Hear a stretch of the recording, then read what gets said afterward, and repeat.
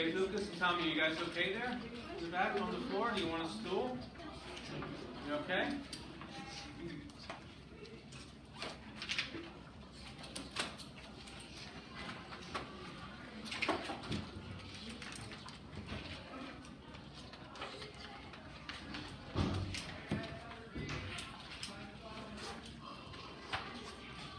Hey, thanks, Miss Wait, Al. never. You want latte or regular? Latte, please. Hi. Hey, It's recording. you want to say hi to the Twitterverse? Hi, Twitterverse. Yeah. Teammates. Don't post that, please. It's weird. It'll be up in an hour. I have like 5 stalkers. Okay, we all good? No.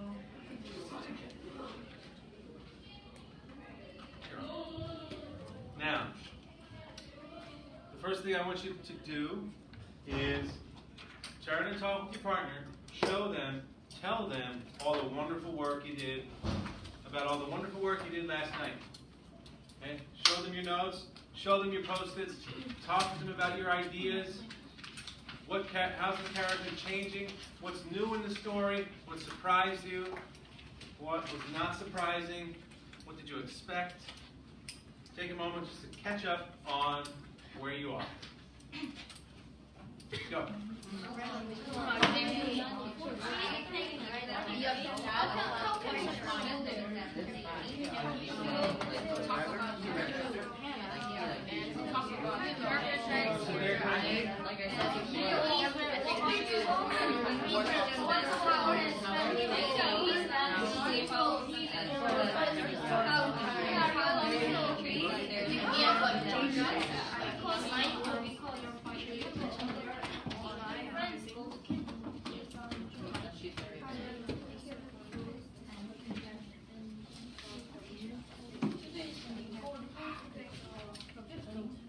Okay. Now, one of the things that Ms. B and I have noticed this year is that the volume of writing that happens about reading for this year with these classes, right, red, green, yellow, and orange, is pretty good. We're happy. At the end of last year, at the end of last year, Ms. B and I, we spent a lot of time talking about what we want to do this year, and new goals for this new year.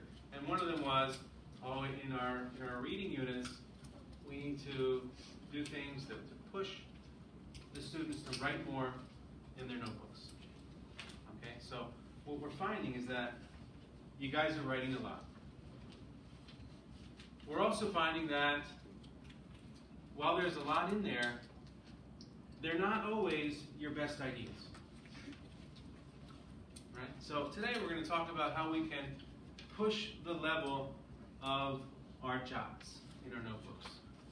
Right? So I can lift the level of my reading through writing. Okay, and we've talked a lot in the past about how the kind of reading that we do in class is different than the kind we do on the beach, right?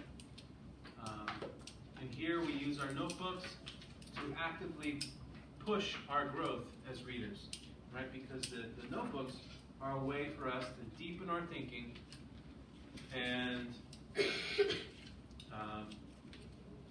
grow, right? And that's why we're here. So I've got these tips I want to share with you.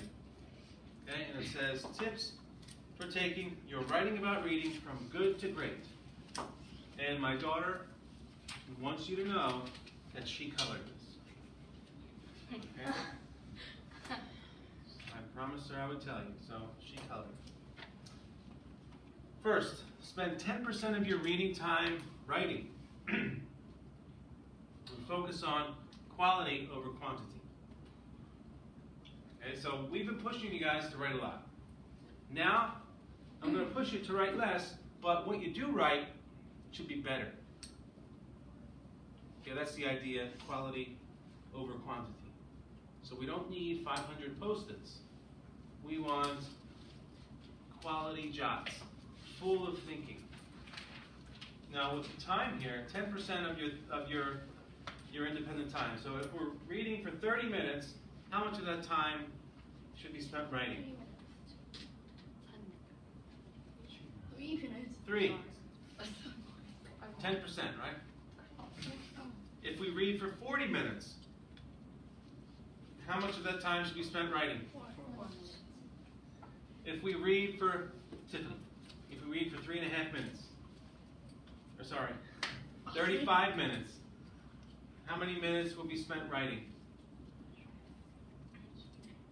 3.5, right? And Jake, how many seconds is that? Just kidding. Just kidding.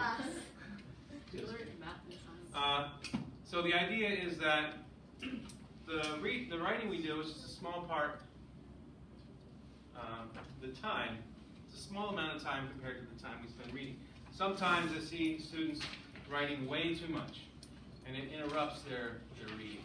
So today when you read, I'm going to give you you're going to leave the carpet with a plan, but I'm also going to give you a warning and say you have 3 minutes left.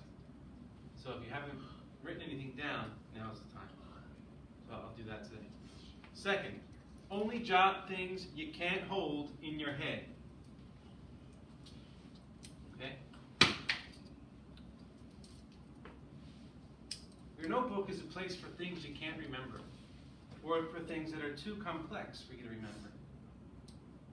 And so the obvious things that you learn in your book are the things that are so fascinating or unique or memorable, you're never going to forget this.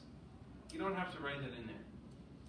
Right? So it's just a spot for things that you can't remember, that you'll want to remember at the end of the story.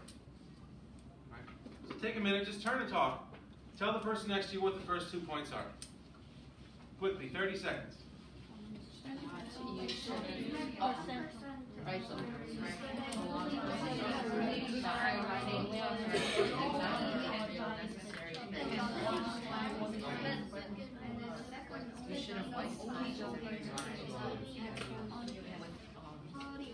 Unnecessary thoughts. Okay, good. Now, next. Don't record first thoughts. Record the most interesting.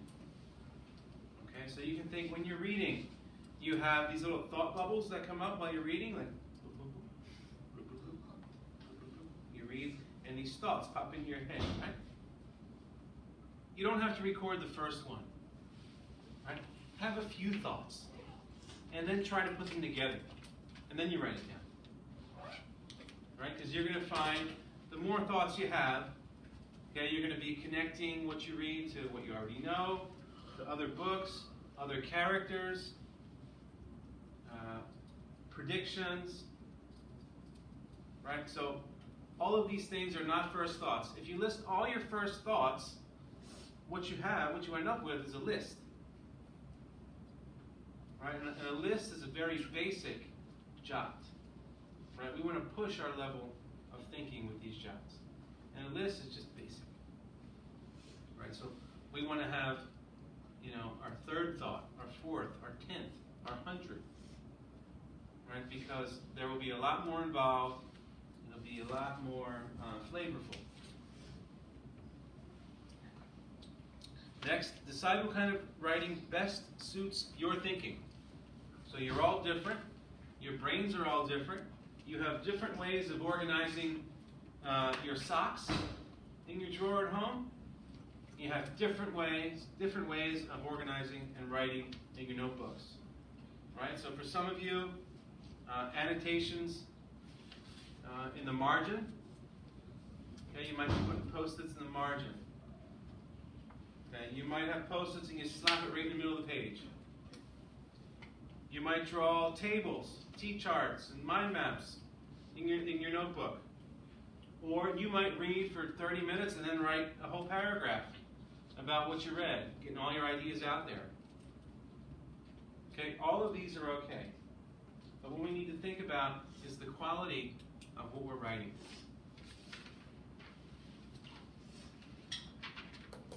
Okay, so some of the things you write might be real simple. Okay, I think this person is this way because. Right? But in addition to those straightforward list or timeline kind of jots, we also need to bring those ideas together. So like paragraphs where lots of ideas come together, or larger mind maps, different things that show the complex thinking that's happening in your head. Okay? Now, what I want you to do, look in your notebook.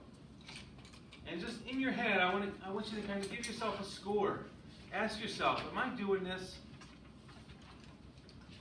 So Kate, you're going to ask yourself, which of these things am I doing? What is my style? What best suits me?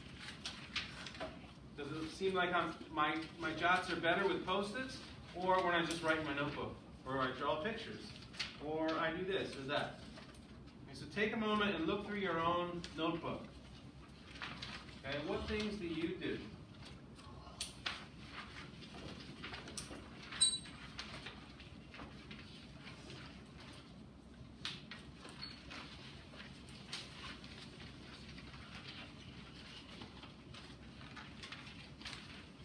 Did you look through already? If you look through already, tell your partner. What'd you find? Are you doing it all? What are you going to change? What do you realize?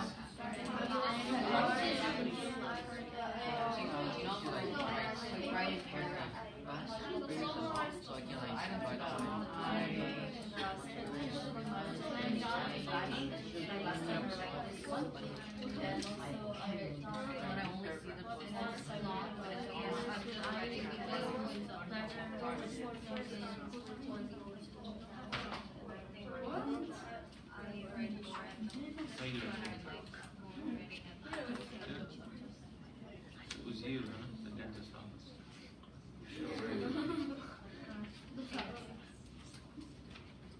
Okay. Now, this is what you're going to practice today. When I come around in conference with you, I'm going to be asking to see what you're doing in your notebook. At the end of class today, we're going to have a gallery walk. So you're going to go around and take a look at everyone else's notebook, hunting for things that you want to steal and do in your own notebook. Okay? Before you leave the carpet, I want you to think of a goal for today. What do you want to get done? You want to read this many pages?